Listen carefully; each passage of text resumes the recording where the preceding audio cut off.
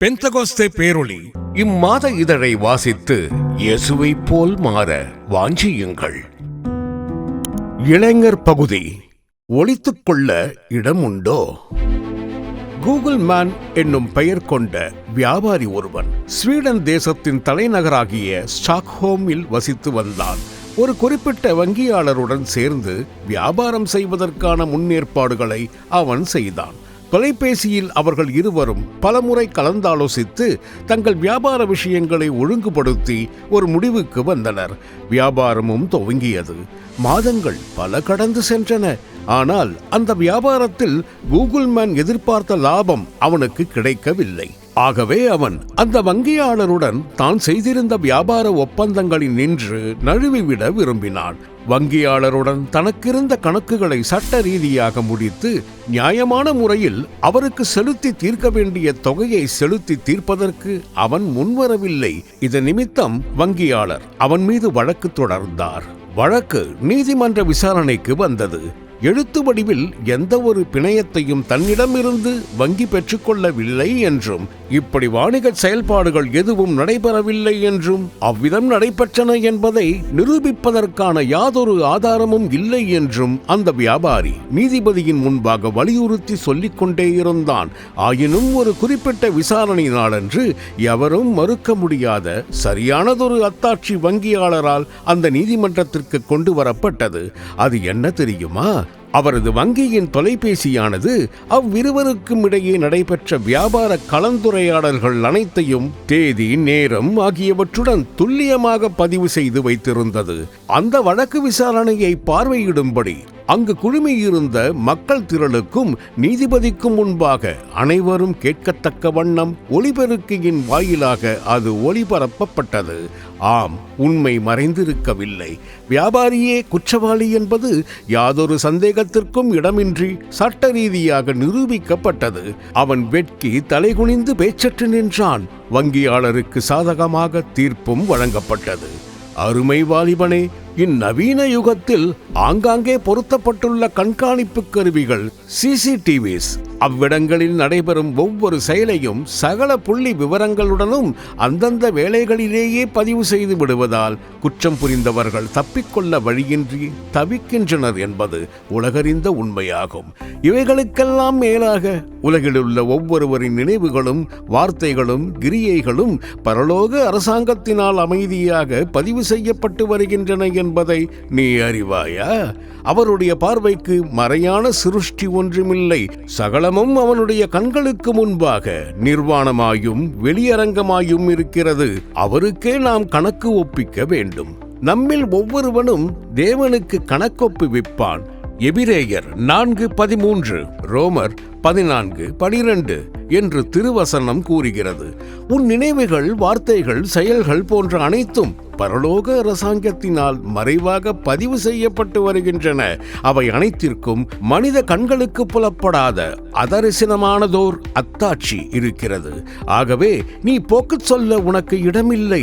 புஸ்தகங்கள் திறக்கப்பட்டன. வெளிப்படுத்தின விசேஷம் 20:12 என நாம் வாசிக்கிறோமே. இந்நாட்களில் உலகில் பிள்ளைகளில் பெரும்பாலானவர்கள் ஆபாசமானவைகளை பார்த்து கேட்டு ரசிப்பதற்காகவும் மற்றும் இரகசிய உரையாடல்களிலும் பாவ சிற்றின்பங்களிலும் ஈடுபடுவதற்காகவும் தங்கள் பெற்றோரின் கண்காணிப்பை தனித்து தங்கள் அலைபேசியுடன் தங்கள் அறைகளில் தனித்திருப்பதையே விரும்புகின்றனர். அவர்கள் இரவு வேளைகளில் மணிக்கணக்காக அவற்றில் ஈடுபட்டிருந்து தங்கள் மனதையும் உணர்ச்சிகளையும் அசுசிப்படுத்திக் கொள்வதுடன் தங்கள் வருங்காலத்தையும் தங்கள் நித்திய வாழ்க்கையையும் கூட பாழாக்கிக் கொள்கின்றனர். ஆவிக்குரிய குடும்பங்களை சேர்ந்த பிள்ளைகள் சிலரும் கூட இவ்விதமான பிசாசின் கண்களில் சிக்குண்டு இருப்பது மிகவும் வருத்தத்தக்கதொரு விஷயமாகும். கர்த்தருடைய கண்கள் எவ்விடத்திலும் இருந்து நல்லோரையும் தீயோரையும் நோக்கி பார்த்து கொண்டிருக்கின்றன. நீதிமொழிகள் 15:3 எவனாகிலும் தன்னை நான் காணாதபடிக்கு மறைவிடங்களில் ஒளித்துக் கொள்ளக்கூடுமோ? எரேமியா 23:24 என்று கர்த்தர் கேட்கிறார். அவருடைய கண்கள் அக்னி ஜுவாலையைப் போல இருக்கின்றன. வெளிப்படுத்தின விசேஷம் 1:14 அவை உள்ளத்திற்குள் இருப்பவைகளையும் ஊடுருவி பார்க்கக்கூடியவையாகும். இதை அறிந்திருந்த சங்கீதக்காரன், கர்த்தாவே, நீர் என்னை ஆராய்ந்து அறிந்திருக்கிறீர். என் உட்காருதலையும் என் எழுந்திருக்கிறதலையும் நீர் அறிந்திருக்கிறீர். என் நினைவுகளை தூரத்தில் இருந்து அறிகிறீர். நான் நடந்தாலும் படுத்திருந்தாலும் என்னை சூழ்ந்திருக்கிறீர். என் வழிகளெல்லாம் உமக்கு தெரியும். என் நாவில் சொல் பிறவாததற்கு முன்னே இதோ கர்த்தாவே, அதையெல்லாம் நீர் அறிந்திருக்கிறீர். சங்கீதம் 139 1-4 என்று கூறுகிறான். ஆம், அவர் உன்னை காண்கிற தேவன். ஆதியாகமும் 16:13, 2 நாளாகமும் 16:9. உலகின் கடையாந்தரத்தில் நீ இருப்பினும் உன்னையும் நீ செய்து கொண்டிருக்கும் மறைவான செயல்களையும் கண்டுபிடிக்கக்கூடிய நவீன மின்னணு சாதனங்கள் இன்று நடைமுறை செயல்பாட்டில் உள்ளனவே. நீ தொலைபேசியிலும் அலைபேசியிலும் பேசுகிற ஒவ்வொரு வார்த்தையையும் பதிவு செய்யக்கூடிய அளவுக்கு தொழில்நுட்பமானது முன்னேறி இருப்பதை நீ அறிந்திருக்கிறாயே. அவ்வாறு இருக்க அண்ட சராசரத்தையும் உண்டாக்கிய சர்வஞானியாகிய தேவனுடைய கண்களுக்கும் செவிகளுக்கும் உன்னால் எதையாகிலும் மறைக்க கூடுமோ? இப்பரந்த உலகினில் அவருடைய கண்களுக்கு மறைவாக நீ உன்னை ஒளித்துக் கொள்ளத்தக்க ஏதேனும் ஒரு இடம் உண்டோ? உம்முடைய ஆவிக்கு மறைவாக எங்கே போவேன்? உம்முடைய சமூகத்தை விட்டு எங்கே ஓடுவேன்? சங்கீதம் 139 7, 10, 12 என்று சங்கீதக்காரன் கூறுகிறான். மனுஷனுடைய இருதயத்து நினைவுகளின் தோற்றமெல்லாம் நித்தமும் பொல்லாததே என்று கர்த்தர் கண்டார். ஆதியாகமம் 6:5 என்று எழுதப்பட்டுள்ளது. நம் உள்ளத்தில் இருப்பதையும் நம் மனதில் எழும்புகிறதையும் கூட அவர் அறிந்திருக்கிறார். யோவான் 2:25, எசேக்கியா 11:5. ஆகான் தேவ கட்டளைக்கு கீழ்ப்படிய மனதின்றி எரிகோவின் கொள்ளையாகிய சாபத்தீடானவைகள் சிலவற்றை ரகசியமாக எடுத்து தன் கூடாரத்தின் நடுவில் அவைகளை புதைத்து வைத்தபோது அதை ஒருவரும் காணவில்லை என்றே எண்ணி நிம்மதியாக இருந்தான். ஆனால் அதிக தாமதமின்றியே அவனது துரோகச் செயல் கண்டுபிடிக்கப்பட்டு முழு சபைக்கு முன்பாக வெளியரங்கமாக்கப்பட்டது. அவன் கல்லெறிந்து கொல்லப்பட்டான். யோசுவா 7:15, 24-26.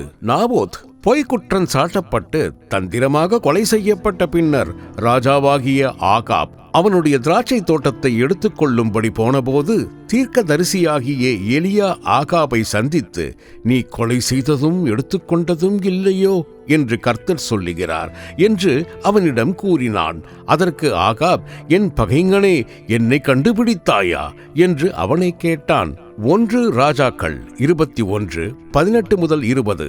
தீர்க்கதரிசியாகிய எலிசாவின் வேலைக்காரனாகிய கேயாசி அவனுக்கு தெரியாமல் நாகமானிடத்தில் இருந்து பல பொருட்களை கேட்டு வாங்கிய போது தேவன் அந்நேரமே அதை அத்தீர்க்கதரிசிக்கு காண்பித்து விட்டார். அதை குறித்து தீர்க்கதரிசியினால் விசாரிக்கப்பட்ட போதும் அவன் தன் குற்றத்தை மறைக்கவே பிரயாசப்பட்டான். அப்போது தீர்க்கதரிசி, அந்த மனுஷன் உனக்கு எதிர்கொண்டு வர தன் ரத்தத்தில் இருந்து இறங்கி திரும்புகிற போது என் மனம் உன்னுடன் கூட செல்லவில்லையா என்று அவனிடம் கேட்கிறான். தன் குற்றத்தை மறைக்க முற்பட்ட அவன் மேல் அந்நேரமே தேவநியாய தீர்ப்பு உண்டாகி அவன் உறைந்த மழை நிறமான குஷ்டரோகியானான். 2 ராஜாக்கள் 5:20-27. அனனியாவும் சப்பீராளும் அப்பேதுருவினிடத்தில் பொய் சொன்னபோது அது பரிசுத்த ஆவியானவருக்கு விரோதமாக சொல்லப்பட்ட பொய் என்றே தேவன் அதனை கணித்தார். அவர்கள் தங்கள் தவற்றை உணர்ந்து அதை ஒத்துக்கொண்டு மனந்திரும்பாமற் போனதின் நிமித்தம் திடீர் மரணத்தை சந்திக்க வேண்டியதாயிற்று. அப்போஸ்தலர் 5:1-5, 9, 10. இவை யாவும் நாம் எச்சரிப்படையும்படியாகவே திருவசனத்தில் எழுதப்பட்டுள்ளன. மேலும் பொய் சொல்லுகிறவன் என் கண்முன் நிலைப்பதில்லை. சங்கீதம் 101:7 என்று கர்த்தர் சொல்லுகிறார். பொய்யர் அனைவரும் அக்னியும் கந்தகமும் எரிகிற நித்தியமான அக்னி கடலில் தள்ளப்படுவார்கள். வெளிப்படுத்தின விசேஷம் 21:8. ஆதலால் நீ உள்ளதை உள்ளதென்றும் இல்லதை இல்லதென்றும் சொல்வாயாக. எப்போதும் நீ உன் இருதயத்தை உத்தமமானதாக துப்புரவானதாக காத்துக்கொள்வாயாக. மனுஷனுடைய அந்தரங்கங்கள் எல்லாம் வெளியரங்கமாக்கப்படும் நாள் ஒன்று நெருங்கி வருகிறது.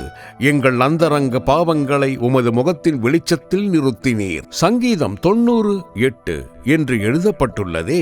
உன் வால வயதின் பாவங்களை நீ மனித கண்களுக்கு மறைக்க முற்பட்டாலும் சகலத்தையும் அறிந்திருக்கிற தேவனுக்கு அவை மறைந்திருக்க மாட்டா. அவை உன் எலும்புகளுக்குள்ளே தான் இருக்கும் என்பதை நீ மறந்து போகாதே. யோபு 20:11. மகா நியாய தீர்ப்பின் நாளிலே அவை உனக்கு விரோதமாக சாட்சியிடும். கர்த்தருக்கு நீ எதையும் மறைக்க இயலாது. உன் பாவங்களுக்காக இரத்தம் சிந்தி மரித்த உன் ஆண்டவராகிய இயேசுவிடம் நீ உன் பாவங்களை மெய்மனஸ்தாபத்துடனும் நொறுங்குண்ட உள்ளத்துடனும் அறிக்கை செய்து அவற்றை விட்டு விடுவாயாகில் அவரிடத்தில் இருந்து இரக்கத்தையும் மன்னிப்பையும் பெற்றுக்கொள்ளுவாய். தன் பாவங்களை மறைக்கிறவன் வாழ்வடைய மாட்டான். அவர்களை அறிக்கை செய்து விட்டு விடுகிறவனோ இரக்கம் பெறுவான். நீதிமொழிகள் 28:13. 1 யோவான் 1:7-9 என்று எழுதப்பட்டுள்ளதே. கர்த்தருடைய இரகசிய வருகையில் நாம் எடுத்துக்கொள்ளப்பட வேண்டுமாயின் நாம் அவருக்கு முன்பாக களங்கமற்றதொரு ஜீவியம் செய்ய வேண்டும். ஏனென்றால் சரீரத்தில் அவனவன் செய்த நன்மைக்காவது தீமைக்காவது தக்க பலனை அடையும்படிக்கு நாம் எல்லாரும் கிறிஸ்துவின் நியாயாசனத்திற்கு முன்பாக வெளிப்பட வேண்டும். 2 கொரிந்தியர் 5:10 என்று திருவசனம் கூறுகிறது. நம் இருதயத்தை காண்கிற தேவன் அந்நாளில் அதன் அந்தரங்கங்களை வெளியரங்கமாக்குவார். அவற்றின் அடிப்படையிலேயே நாம் நியாயந்தீர்க்கப்படுவோம். 1 சாமுவேல் 16:7, சங்கீதம் 44:21, ரோமர் 2:16. அவர் சகல எண்ணங்களையும் சகல செய்கைகளையும் நியாயந்தீர்க்கிறவராய் இருக்கிறார். பிரசங்கி 3:17. பிறருடைய பார்வைக்கு மறைவாக நீ செய்யும் இரகசிய பாவங்கள் இப்போது உனக்கு இன்பம் அளிப்பவையாக இருந்தாலும் அவை உன்னை ஒரு நாள் நரக பாதாளத்திற்கே கொண்டு போய் சேர்க்கும் என்பதை நீ ஒருபோதும் மறவாதே. நீதிமொழிகள் 9:17-18. நான் உன்னில் நியாயம் செய்யும் நாட்களில் உன் இருதயம் தாங்குமோ? அப்பொழுது உன் கைகள் திடமாயிருக்குமோ? ஏசாயா 22:14 என்று கர்த்தர் உன்னை கேட்கிறார். என்னை தள்ளி என் வார்த்தைகளை ஏற்றுக்கொள்ளாதவனை நியாயம் தீர்க்கிறதொன்றிருக்கிறது. நான் சொன்ன வசனமே அவனை கடைசி நாளில் நியாயம் தீர்க்கும். யோவான் 12:48 என அவர் உரைத்திருக்கிறாரே. ஆகவே அவரது வார்த்தைகளுக்கும் அவரது நியாய தீர்ப்புகளுக்கும் நீ அஞ்சி நடுங்குவாயாக. ஏசாயா 66:2, சங்கீதம் 119:120. கிறிஸ்துவின் இரகசிய வருகையில் அவருடைய நியாயாசனத்துக்கு முன்பாக நிற்கக்கூடிய சுத்த மனசாட்சியும் தைரியமும் உனக்கு உண்டாயிருக்கத்தக்கதாக இவ்வுலகில் துப்புரவானதும் இடரல் அற்றதுமானதொரு ஜீவியம் செய்ய நீ நாடுவாயாக. நீ பொய்யை களைந்து வெட்கமான அந்தரங்க காரியங்களை வெறுத்து கர்த்தாவே மறைவான குற்றங்களுக்கு என்னை நீங்களாக்கும். சங்கீதம் 19:12 என்று தேவனை நோக்கி கதறுவாயாக. மகா பரிசுத்தரான தேவனுக்கு முன்பாக பாவியாகிய என்மேல் கிருபையாயிரும் என்று கதறிய ஆயக்காரனைப் போல நீ உன்னை தாழ்த்தி அவரது இரக்கங்களுக்காக கெஞ்சுவாயாக. அவர் மன்னிக்கிறதற்கு தயை பெருத்தவராயிருக்கிறார். ஏசாயா 55:7. நொறுங்குண்டதும் நறுங்குண்டதுமான இருதயத்தை புறக்கணியாத தேவன் அவர். இருதயத்தில் சுத்தமுள்ளவனாக நீ உன்னை காத்துக் கொள்ளுவாயாகில் மகிமையின் நாளில் நீ அவரை முகமுகமாக தரிசிக்கும் சிலாக்கியத்தை பெற்று மகிழுவாய்.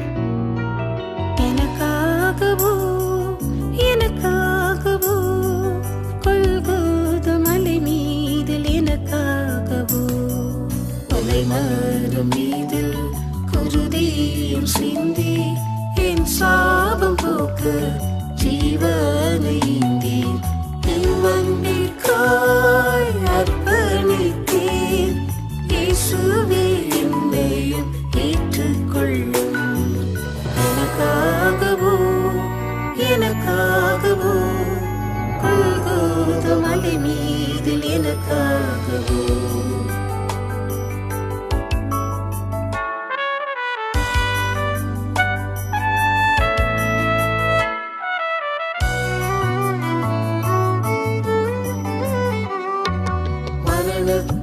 அதிகாரியாம் சாத்தானே, உம் மரணத்தனை முற்றும் அழித்தீரே. மரணத்தின் அதிகாரியாம் சாத்தானே, உம் மரணத்தனை முற்றும் அழித்தீரே. அடிமையை விடுவிக்கவே சிலுவையில் தொங்கினீரே. ஏழை அடிமையை விடுவிக்கவே சிலுவையில் தொங்கினீரே.